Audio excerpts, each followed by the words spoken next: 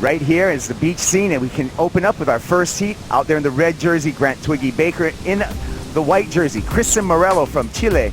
Nathan Florence out of Hawaii in the yellow jersey. Billy Kemper, another Hawaiian surfer, in the blue jersey. Trevor Carlson, also hailing from Hawaii, is going to be out there in black. And the local boy, Angelo Lozano, a lot of expectations from him. He's going to be out there in the green jersey. We are turning back to live action and a replay while we were speaking there of Billy Kemper. And this is the ride down there at Carmelitas that you dream of. And my word, that was an exceptional ride.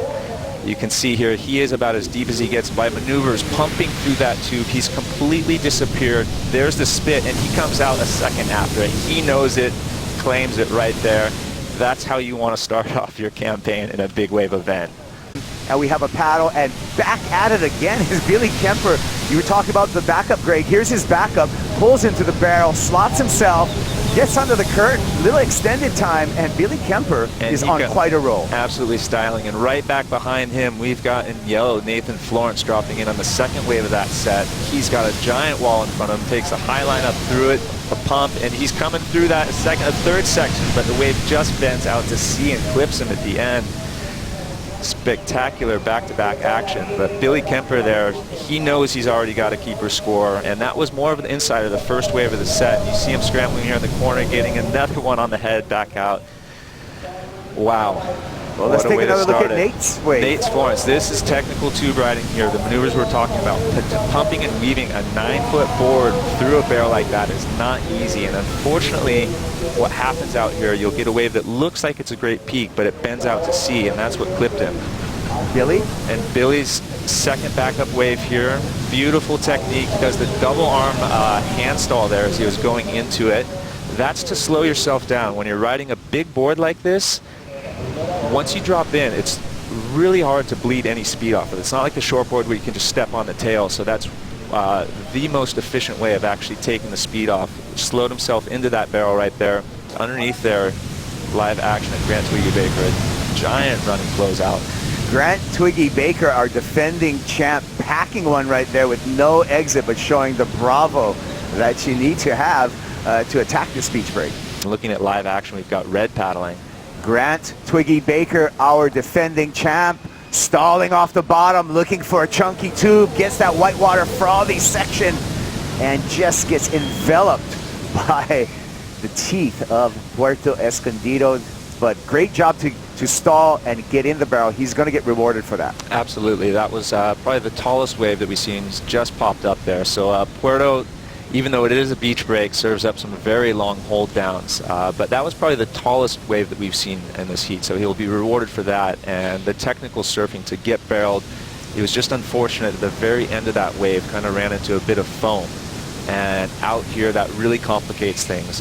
When I'm surfing, if I see a wave that even looks like it potentially has the chance of doing that in a normal free surf, I will just go ahead and give it a miss. But a very steep drop there. You see us dragging his hand to kind of keep his balance and slow himself down into the tube, and the thing just goes inside and out. But that's right there where it gets really tricky. He did absolutely nothing wrong on that wave. It was just the quality of it, that end section. So impeccable surfing style, slowing himself down, waiting for the barrel. There it is. It spits, and unfortunately it just didn't offer an exit for him.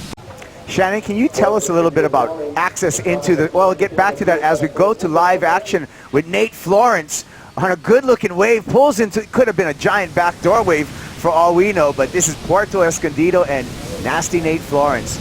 Well-executed ride. That was a very backdoor-esque style on a giant board, so he's obviously growing up on the north shore of Oahu, be relishing in the glory of an amazing ride, but then be humbled seconds later by getting caught inside. And there it is. Beautiful positioning, nice easy drop into it. He's standing tall on that one. Not overly deep, but a beautiful running wave, and it did look like he was going to sneak back out there relatively easy. So a great score and another one to add to his heat to really get some momentum going forward.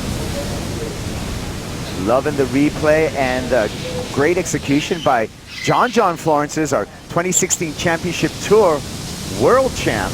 John Florence's younger brother, Nathan Florence, out there, and he's been making his mark in the big wave world over the last few years. Also, here's a replay while we're going. Replay of Angelo Lozano, the local boy here. Very steep critical takeoff for a big wave board, and he does a great job there to go to the bottom and actually slow his speed down that way, rather than angling as a lot of people do when they take off. He knew that he had to slow down to get into the barrel, and that thing goes absolutely square.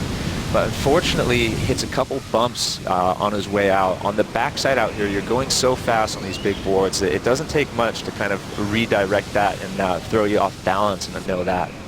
Our top performers, Billy Kemper, Nathan Florence, and Grant Twiggy Baker, top 3 so far with just under 9 minutes. We see Angelo Lozano in the green jersey stalling for a bit of a cover-up, and he's going to go complete on this ride.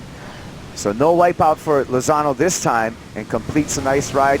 He's probably going to ditch. He's got a fractional score of just a half a point in his score line, so he's going to get rid of that. A good 10, 15 feet behind him, and that's ideally where he wanted to take off. So he's kind of on the corner, drops to the bottom, and really has to slow himself down. And just a little pocket ride, wonderful wave.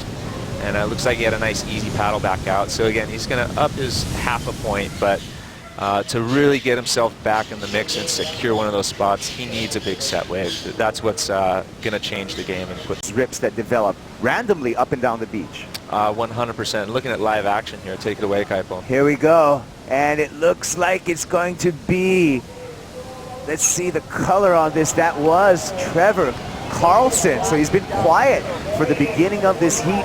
We're down to 6 minutes and 30 seconds, but he found himself a gem. You got to wait for the gems, because it only takes one, and that's what he's been waiting the entire heat for. That drop, beautiful textbook, and you see 1 spit there, is completely gone, 2 spit, 3 spit, beautiful wedging corner, kicks back over the top, and he throws a little claim right there. So that was a perfectly ridden wave that, textbook barrel riding in Puerto right there. Well, it looks like the horn is going to sound, and a surprise elimination of Grant Twiggy Baker. Angelo Lozano also eliminated. Cristian Merello eliminated. Looks like Nathan Florence, Trevor Carlson, and Billy Kemper on into the semifinal, and we're going to be back with heat number 2. Stick around for more of the Puerto Escondido Challenge here on the Big Wave Tour.